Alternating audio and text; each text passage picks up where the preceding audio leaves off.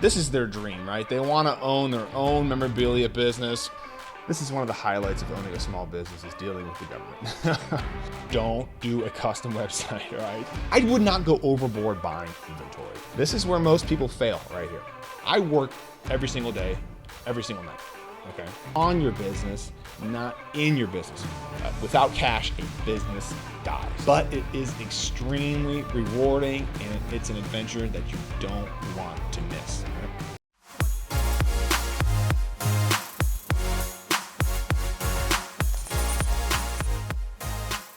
Right? Hey everybody, welcome back to another episode of the Powers Sports Memorabilia Show. I'm your host, Matt Powers. Thank you again for joining me. Please visit the website, powersportsmemorabilia.com, and also give me a follow over there on Instagram, @PowersAutographs. Every week, it seems like I get a message from someone who is looking to start a sports card or an autograph business, and they're just unsure of how to get started. This is their dream, right? They want to own their own memorabilia business. And it can seem really, really confusing, and people just don't really know how to get started. How do you do it the right way? And today, I thought I would do a step-by-step process on how to get your business set up the right way. So today, we are going to be talking about the following, all right? Picking a proper business name. Getting all your government paperwork together so Uncle Sam can take your money. 3, setting up your website and your social channels. 4, buying inventory. 5, how to find customers. 6, learning how to operate your business. And I will also be touching on accounting and also taxes as well. So if you ever wonder why small businesses owners push for low taxes, you will understand that after watching this video. It is expensive to run a small business. No cheap feat for sure. All right, so I've had my business since 2008, and I've done a lot of good things, but I've made a lot of mistakes. I used to work for a sports memorabilia company before I opened my own deal here, and I learned a lot from them. I had a big advantage learning from them and kind of learning the ropes. So I thought I would share with you guys what I've learned from not only from them, but also what I've learned in my 13 years of running a online business here. And this video is going to be a rather in-depth one, all right? And I apologize about this, but I want to get you guys as much information as possible. So feel free to take some notes, pause it, come back to it when you can. There's going to be a timeline down here, so if you want to scroll through to certain sections, feel free to. Just keep in mind, my business is set up in the state of Missouri. Boy, I love living here. This is a great place to live. Most states have very similar paperwork and rules and all that kind of stuff, but it's important to follow the rules of the state in which you will be opening up your business. I'm not a lawyer or an accountant, nor did I stay at a Holiday Inn Express last night, so make sure that you check with people in your state on what is the proper way for you to get your business set up. And again, if you want to open up a physical store, okay, I'm not going to be covering that in this video. This is just setting up your sports memorabilia business online. Now, granted, if you're going to be opening a business, you're probably going to be doing it online also. So a lot of this stuff will apply to you, but I won't be covering opening up a physical business, all right? So first off, let's start off with here. What will your business be doing? Okay, this is the first step of opening up a business. Is deciding, what are we going to be doing? What are we going to be selling? We're going to be doing autographs, we're going to be doing cards, we're going to be doing both, or we're going to be doing some sort of framing services. How will we get our customers? What will we charge? Who's going to be running the business? Okay, most likely it's going to be you, but that's a question you need to ask yourself. And this is all going to change as the business grows, okay? But it's important to have some sort of game plan going into it. And again, you can always adjust these things here, but having a clear understanding of what these are going to be is a big help when you're first starting off here. All right, next up, you want to name your business. All right, this is a very overlooked part of the running a small business. You want to make sure that the name that you pick describes what you are doing. I know that sounds real simple here, but Powers Sports Memorabilia, okay? It's very clear. It understands exactly what I'm selling, okay? Like Joe's Sports Cards or Kansas City Sports Cards, stuff like that. We aren't Nike yet, okay? We can't just do some random name, all right? So it's got to be something that describes our business. Also, I would put in maybe a search engine optimization, an SEO keyword into your name. All right. So if you sell sports cards, maybe having sports cards in there. If you sell autographs, maybe having the name autographs in your name. So Matt's autographs, stuff like that is things that you want to be thinking of. All right. All right. Next up is the fun part. All right. Setting up your business with all the people in the state. Ooh, this is one of the highlights of owning a small business, is dealing with the government. It is such a pain, but it's what you got to do. It's the rules if you wanna play the game. All right. So, all right. First off, now that you've got a name for your business, you got to get all the proper paperwork set up. Now, again, keep in mind this is going to vary from state to state. Okay, but most states are very kind of similar in this one. Okay, but this is kind of how we do it here in Missouri. All right. So you're going to want to get a DBA. If you don't know what a DBA is, that's called a doing business as. All right. And this is how Missouri does it here, okay? It's a fictitious name that you're going to need, also known as a DBA. Basically, when you sell products or services that are not under your own name, like Powers Sports Memorabilia, okay, you're going to need a DBA, all right? And you're going to need to register that with the state, all right? Very simple to do, and it costs like $7 here in Missouri, and it lasts for 5 years, all right? So you'll register that with the Secretary of State in your state. And it's very easy to do, but definitely something that you're going to want to have. So if you're doing business as someone else other than your own name, okay, you definitely want to get one of those, all right? So an EIN is the next thing you're going to want to set up here. An EIN number, also known as an employee identification number. It's basically a 9-digit number that's very similar to like your Social Security number that you file your personal taxes, okay? But this EIN is for opening up business bank accounts and filing your taxes, all right? It's free to get from the feds. You definitely want to get one of these, okay? Again, called an EIN number. Definitely very easy to get and a must-have, all right? Next one is your retail sales license. If you're selling any tangible goods or services, anything that can be taxed, okay, you're going to want to get a retail sales license, all right? Essentially, you're going to need this too for buying inventory, so you don't get charged sales tax. So when you present that to the person that you were buying from, they know not to charge you sales tax because you're going to be using it for inventory and for resale purposes. All right. It's free to do, and you can get it in about 5 to 8 business days, at least in the state of Missouri. You can. All right. Next up is getting an LLC. All right. Now, this is something that you probably don't need to do right away, but it's something that you're definitely going to want to consider. An LLC, limited liability company. Purpose of an LLC is basically to protect the business owner, me, okay, from issues with the business. So if the business has debt, for example, it basically protects your personal assets, all right? And this is where it gets kind of complicated, right? They've got all these things the state makes you do. You have to write up all these articles of organization, an operating agreement, when you set up your LLC. It's totally stupid. I have no idea what's in it, all right? But you have to write these things up. I would have a lawyer do it, okay? You only do it once. Don't try to get some sort of template off a website. It makes zero sense. You won't understand it. Pay a lawyer $500, have them do it. Again, you only do it once, but you're definitely going to want to have an LLC at some point, all right? Let's see what else we got. Oh, insurance. Oh, and another cost here for a small business, all right? So you've got to have some sort of business insurance. This is a must-have. Insurance is all about transfer of risk, okay? If somebody's got let's say a framed item of yours that they bought from you and they drop it on their foot and they break their foot and they want to blame you, okay? You let your insurance company deal with that, okay? I've never had to deal with an insurance claim, but trust me, it'll make you sleep better at night. It'll protect your inventory should you have a fire, flood, and it just protects you personally as well. But you definitely want to have insurance. It depends on how in depth you want to get, but it can be anywhere from $50 to $150 a month. All right. So it's not super expensive, but you definitely want to protect yourself and transfer that risk over to someone else. All right. All right. So now that we got all the legal mumble jargon out of the way, my God, what a waste of time. You'd be amazed at how much time I spend on all that stuff every year. It's just incredible. But anyway, we want to set up our presence online because we're obviously doing a online business. All right. So first thing I would do, very simple, I would definitely get an eBay account set up, right? You're going to want to sell there. Free to do. You're going to reach the most amount of buyers. That's a no-brainer, right? After you do that, you want to get your website all set up. All right. Now, I would try to pick a domain name that matches your website or your business name exactly. So powersportsmemorabilia.com. All right. You definitely want to get something like that. You want to make sure that everything is consistent across all sales channels. Side note, now this is a little bit of a conspiracy theory here.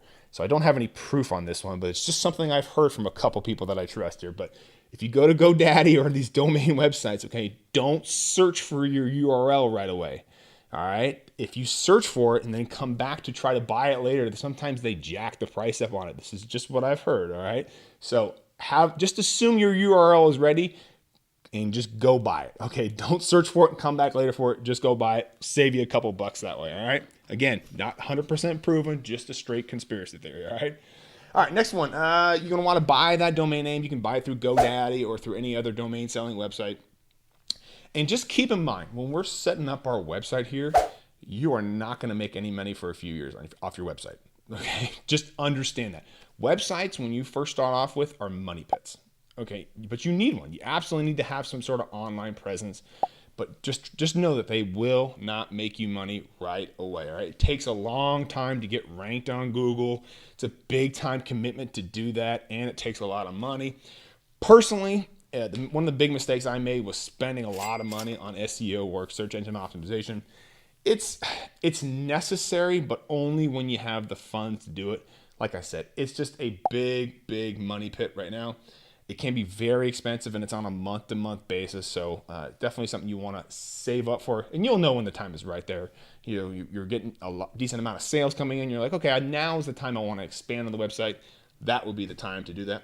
I would have someone make sure that your website is properly set up as far as with your meta tags, titles, descriptions, all that stuff, your keywords, so that way Google can actually read your website properly, okay? If you don't have any of the information, Google can't read your website, all right? So you want to make sure that you have all that set up. Pay someone $100, $200 to do a website audit, set it all up for you. Super easy and very simple to do. Okay, so now that you got your domain name, you want to find someone to host your website. I would suggest definitely using Shopify or something similar to that. Why use Shopify? Well, it's a drag and drop platform, okay? So you get a template on there and you drag on there and say, hey, I want to put a picture here, I want to put a text here, or I want to change this. Very easy to do. You can do it yourself because it's just a little drag and drop thing. You don't have to go pay a coder or anybody to do it for you. That gets very expensive when you do custom websites like that. I definitely would not do any of that. I've wasted thousands of dollars doing custom websites. They're never done on time. They're always over budget. And anytime you got to make changes, you got to go back to those guys and make changes. With Shopify, you can do it yourself. Look at Shopify as your iPhone for your website, right? You know, you have apps on your iPhone that can make your phone better. Okay, you've got Shazam and all these other apps that you can download. Shopify is the same thing. You have other apps that you can add onto your website to make your website better. All right, costs like $29 a month to get started. They have free design templates, so you can always upgrade and pay for a better template on there. And Shopify handles all your credit card processing fees. You don't have to mess with that.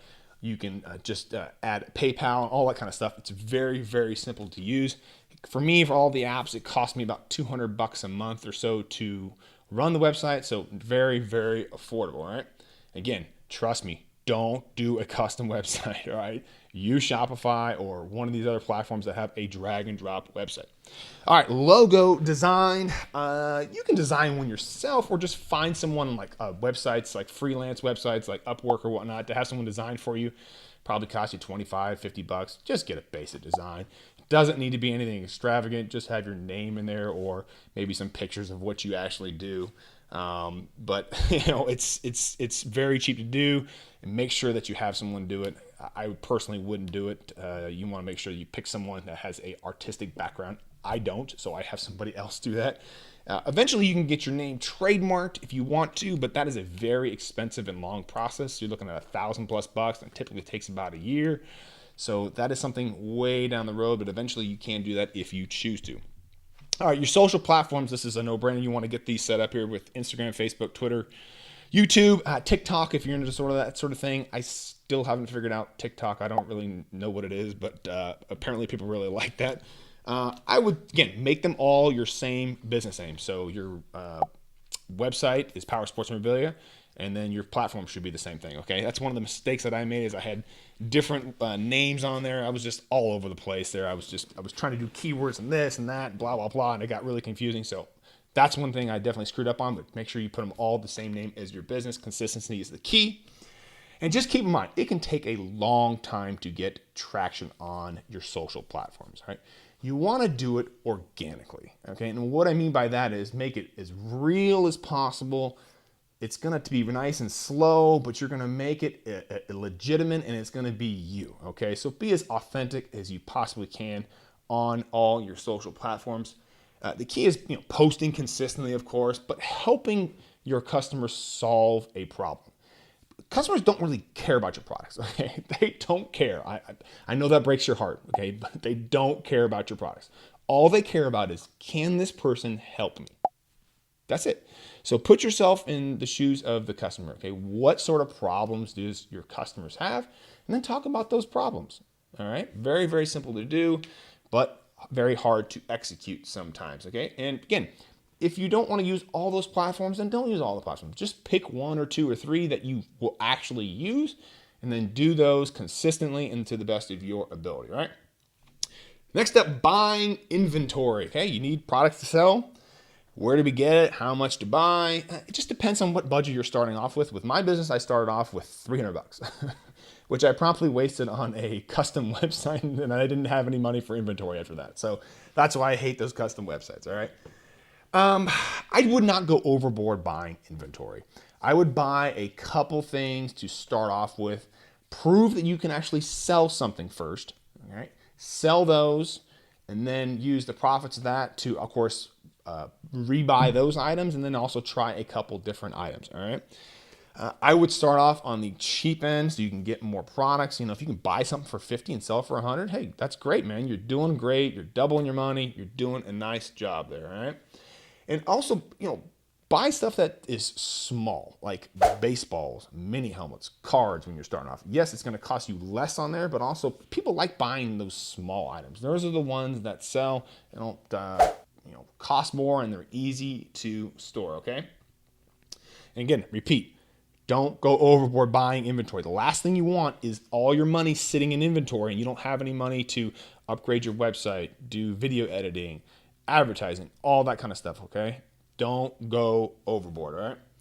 Okay, so where to buy inventory? Well, if you're just starting off with, you're probably looking for the probably cheapest options to buy inventory.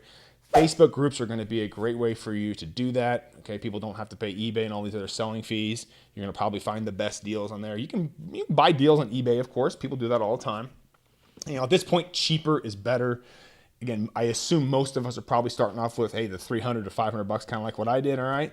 So you want to be starting off with the cheap stuff, buying small stuff, and find some winners. Once you find some winners, then start buying those again, and then branch out of there, and you try new stuff there. But you got to find some winners first off, and eventually you can get a wholesale account with some of these other big name companies out there and start buying from them. But again, that's probably going to be more of an expensive option that way. Storing your inventory, if you're just starting off, you're probably just going to be doing it out of your house or your apartment, and that's perfectly fine. That's probably where most people start off with. It's going to save you money on rent, which, of course, when you're starting off, we want to keep our expenses really, really low so we can grow that business a lot quicker.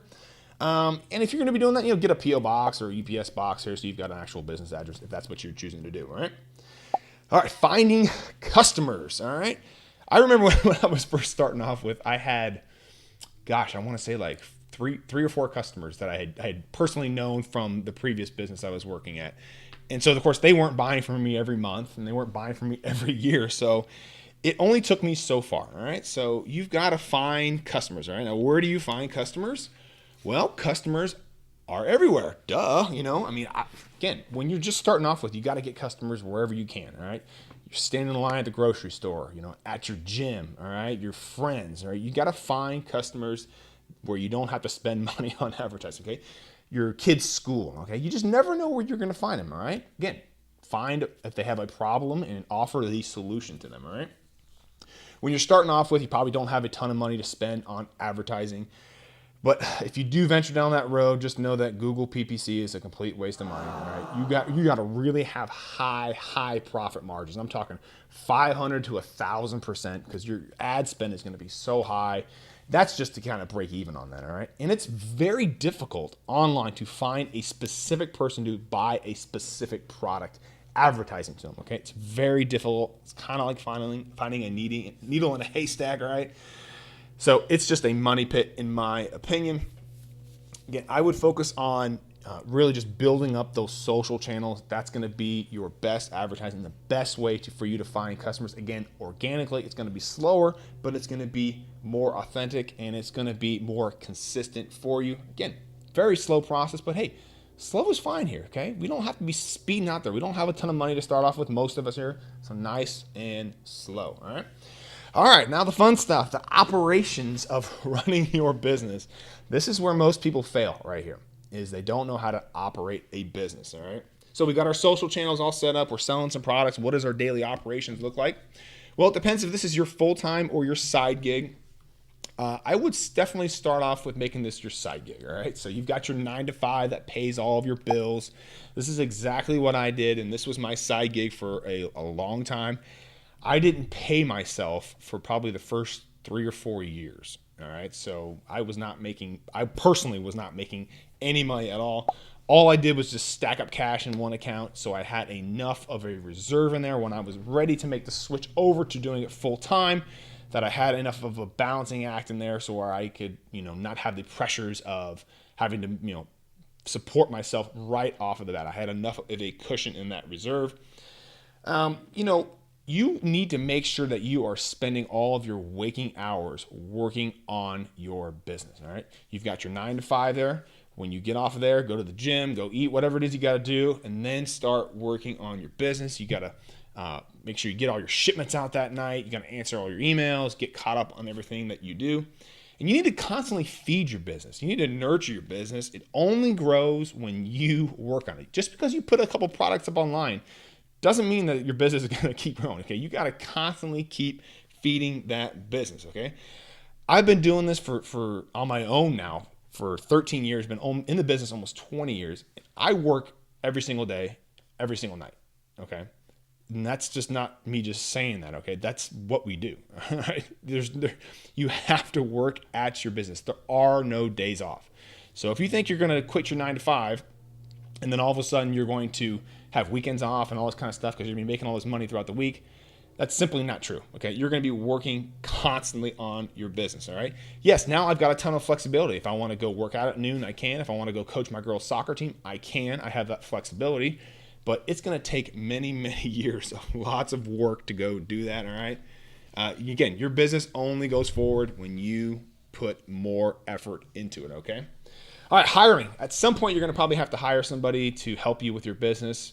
Eventually, you're going to want to put all the stuff off that you no longer want to do, like shipping products, packing up products, all that kind of stuff that really anybody could probably do. The quicker you can have somebody else do that, the more you can focus on growing your business. So working on your business, not in your business, okay? Working in your business is doing all the shipping and all that kind of stuff. The least amount of time that we can do that, the more we can focus on actually growing our business, all right? That's what we want to get to as quick as possible. Paying yourself. Ooh, this is a popular question I get here.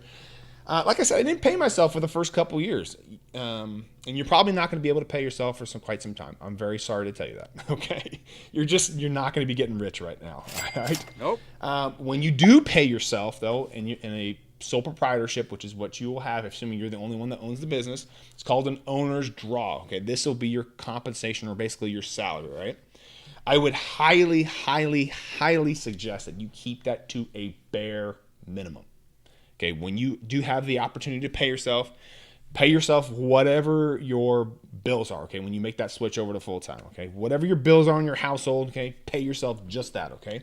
And the reason being is your goal is to try to grow your business to a behemoth, okay? You want to grow it as big as possible. In order to do that, a business needs cash. Look at cash as basically the food for your business, okay? It helps it grow. It helps keep it healthy. Without cash, a business dies. All right. So paying yourself too much or taking too much out of the business, you won't be able to grow the business as much, and your business will be dying. All right. And that's a death sentence, taking too much money out of it. Okay. Don't do that. All right, next thing here is accounting. Boy, this is a kind of a boring topic for most people, but hey, listen, this is what a small business is all about. It's accounting stuff. It just seems like every day is nonstop accounting. Okay, so you're going to need to track your sales and your expenses so you know how much in taxes that you need to give Uncle Sam at the end of the year, all right? You'll need this in order to read your P&L statement. Okay, that's your profit and loss statement. You want to look at that daily, so that tells you how much money you're making for this month, for this particular day, this particular week, this year, etc. You definitely want to have some sort of software for that. I would suggest using QuickBooks. It's the accounting software program that I use. QuickBooks will cost you about $200 a month. Very easy to use. I knew nothing about accounting when I started this business, and I started using QuickBooks, and I figured it out for myself very, very easily. You can watch a couple YouTube videos on it. It is a simple platform to use. You definitely want to have something like that. When you start getting a bunch of sales in, you can just enter those in manually, but there's also another program out there called Webgility, which will enter all your sales into QuickBooks for you. When you start getting enough sales, you definitely want to have that. It is kind of expensive, though. It's about $300 a month, depending on how many sales channels, but it does save you a ton of time. Oh my gosh. I don't know where I'd be without that right now. And then at the end of the year, you just take that QuickBooks file and just send it over to your accountant, and they file your taxes for you. Very simple. Very hands-off. You don't have to do it. Make sure that you have a good CPA, though. So someone that you can meet in person with that understands your business, understands your goals, knows what they are doing, and can help you save money, but also invest your money and all that kind of stuff too properly with the business. All right, now the fun part, talking about taxes. Uncle Sam will want their money from you, okay? Sorry to tell you that, okay? There's no way around it. They're going to get their money from you, all right? Plan on at least 20 to 25% going to them, unless you start making over $400,000 or so, and then plan on about 50%, okay? Sorry to tell you that. All right. This includes your state and your federal taxes. You will pay your state income tax if your state has it. Some states don't. On top of that, if you have sales tax in your state, you will also be paying that. So you'll need to collect sales tax for any sales that you make within the state that your business resides in. You will pay that either monthly, quarterly, or yearly. It just depends on the state that you are in. 2019, they had a bunch of new sales tax laws that passed, where you are actually required to collect sales tax in other states if you meet their threshold. Okay, they have a threshold for a certain amount of sales that you do in their state. So something to keep in mind as your business grows, you may need to start collecting sales tax in other states. All right, that's crappy. It's not used to be that way, but that's the way it is right now. All right, so it's important that you do this the right way with taxes. Okay, you don't want to get in trouble with this stuff. Okay, do it the right way. And what I mean by that is do not file your taxes yourself. Okay, don't ever do that. Okay, pay someone to do it. You don't want to jack with it. Costs you about $500 to $1,000 depending on how complex your tax return is. I repeat, do not do it yourself. You won't want to, and you won't know how to. All right, so save yourself the aggravation. All right, definitely don't do that. Again, mom's a CPA. She doesn't like doing her taxes either. Okay, so don't do it. All right. Also, you're going to have to pay estimated taxes quarterly, all right? So how that works is, let's say, for example, last year you paid $4,000 in taxes. The following year, each quarter, so every 4 months, or every 3 months, you're going to have to pay $1,000 in taxes, all right?